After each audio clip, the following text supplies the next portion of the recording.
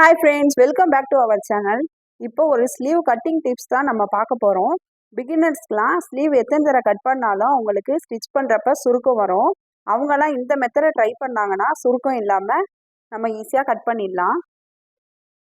இப்போது ஸ்லீவை எப்படி கட் பண்ணுறதுன்னு பார்க்கலாம். நான் ஸ்லீவுக்குள்ள துணியை இந்த மாதிரி 4ஆக மடித்து போட்டிருக்கேன். ஃபோல்டிங் சைடு நம்ம பக்கம் இருக்கிற மாதிரி வச்சுக்கிட்டு ஓரத்தில் தையலுக்காக 1.5 இன்ச்சு விட்டுட்டு இந்த மாதிரி ஸ்கேலை வச்சு கோடு போட்டுக்கலாம். ஸ்லீவோட லென்த்தை மார்க் பண்ணிக்கலாம். இப்போ ஸ்லீவோட லென்த்து 7 இன்ச்சில் மார்க் பண்ணிக்கிறேன். பக்கத்தில் 1/4 இன்ச்சு தையலுக்காக பக்கத்தில் ஒரு மார்க் பண்ணிக்கிறேன். இப்போ கேப் ஹைட் மார்க் பண்ணலாம். ஸ்லீவோட லென்த்து நம்ம மார்க் பண்ணோம்ல, அதுலேருந்து 3.5 இன்ச்சுக்கு இந்த மாதிரி கேப் ஹைட் மார்க் பண்ணி சென்டரில் ஸ்கேலை வச்சு கோடு போட்டுக்கலாம். ஆம்ஹோல் ரவுண்ட் மார்க் பண்ணிக்கலாம். எனக்கு ஆம்ஹோல் ரவுண்டு 16 இன்ச் வருது. அதை 2ஆல் டிவைட் பண்ணோம்னா 8 இன்ச் வரும். இந்த மாதிரி நம்ம கேப் ஹைட் மார்க் பண்ணி அங்கே ஒரு கோடு போட்டோம்னா அதில் டச் ஆகிற மாதிரி கிராஸாக டேப்பை வச்சு 8 இன்ச்சில் மார்க் பண்ணி எடுத்துக்கலாம். இப்போ ஆம்ஹோல் ஸ்கேல் எடுத்துக்கலாம். இந்த மாதிரி ஷார்ப்பாக வரதை இந்த மாதிரி கீழ்ப்பக்கமாக வச்சுட்டு கொஞ்சம் ஷார்ப் கம்மியாக வரதை இந்த மாதிரி மேல் பக்கமாக வச்சுக்கலாம். 2 பாயிண்ட்டும் கரெக்டாக டச் ஆகிற மாதிரி வச்சுட்டு ஸ்லீவை வரைஞ்சிடலாம். இப்போ பாருங்க ஸ்லீவ் எப்படி பர்ஃபெக்டா வரைஞ்சிருக்கோன்ட்டு. இப்போ மேலேருந்து 1 இன்ச்சுக்கு இந்த மாதிரி மார்க் பண்ணிட்டு இந்த மாதிரி கீழேருந்து 1 இன்ச்சுக்கு மார்க் பண்ணிக்கலாம்.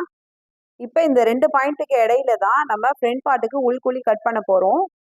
இப்போ எந்த ஷேப்ல ஸ்கேலை வச்சு ஸ்லீவை மார்க் பண்ணோமோ அதே ஷேப்ல ஸ்கேலை வச்சு கொஞ்சம் மேல் பக்கமா ஸ்கேல் வெளியில வர மாதிரி நம்ம வச்சுட்டு உள்குழியை வரைஞ்சி விட்டுடலாம்.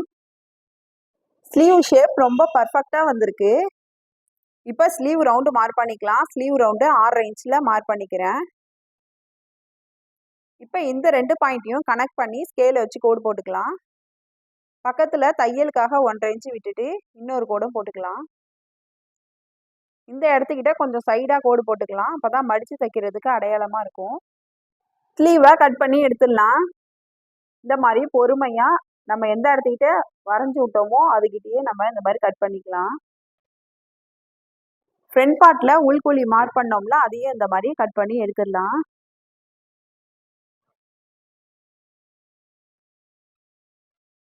இப்போது பேக் சைடு பாருங்கள் எப்படி இருக்கு, கொஞ்சம் வெளியில் வந்திருக்குன்ட்டு. நான் இந்த மாதிரி கொஞ்சம் மார்க் பண்ணி காட்டுறேன். இது பேக் சைடு. ஃப்ரண்ட் சைடு வர துணி கொஞ்சம் உள்பக்கமாக இருக்கணும். ஸ்லீவ் ஷேப் சரியாக வரைய தெரியாதவங்க இந்த மெத்தடை ஃபாலோ பண்ணி பாருங்கள். இந்த வீடியோ உங்களுக்கு யூஸ்ஃபுல்லாக இருந்துச்சுன்னா லைக் பண்ணுங்கள், ஷேர் பண்ணுங்கள், கமெண்ட் பண்ணுங்கள். மறக்காமல் சிவ்வி சாய்ரா சேனலை சப்ஸ்கிரைப் பண்ணிடுங்க. தேங்க்ஸ் ஃபார் வாட்சிங்.